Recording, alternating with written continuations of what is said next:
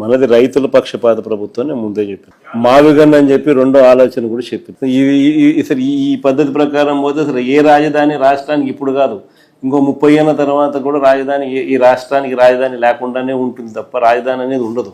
మావిగన్ అనేది రాజధానిగా భావించి అక్కడికి మనం యాక్సెప్ట్ చేస్తే తప్ప అప్పుడు ఏమైందంటే ఆ కారిడార్ రాజధాని ఆటోమేటిక్లీ ఈ రోజే కృష్ణ అయిపోతుంది.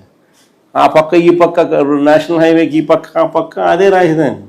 రాజధాని అంటే ఏంది, రాజధాని అంటే ఏందనేది వీళ్ళకి ఫస్ట్ అర్థం కావడం. ఆడ ఎయిర్పోర్ట్ కడతానంటాడు, ఇటు ఉంది కదా స్వామి ఎయిర్పోర్ట్ అంటాను. ఆడ నీకు ఆడ పోర్ట్ లేదు, సీ పోర్ట్ లేదు, ఇటు ఉంది కదా నేను సీ పోర్టు అని చెప్పి మచిలీపట్నం అని చెప్తాను. రాజధాని అంటే ఏంది?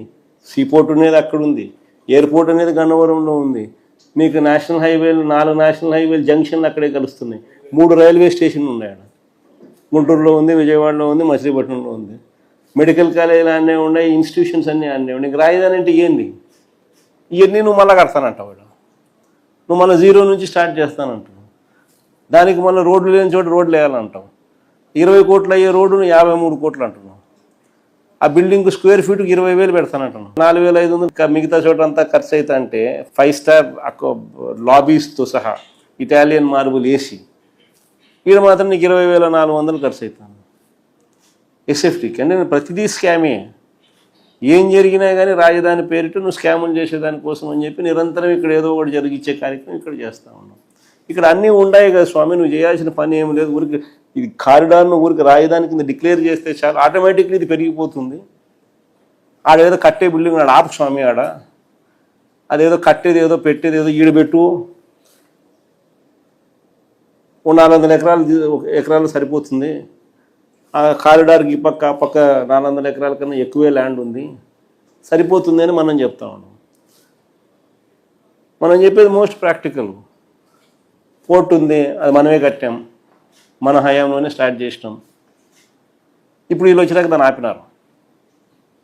దానికి ఆల్రెడీ డబ్బులు కూడా ఉన్నాయి దానికి బ్యాంకుల్లో, ఫైనాన్షియల్ టైఅప్ చేసినాం మనమే,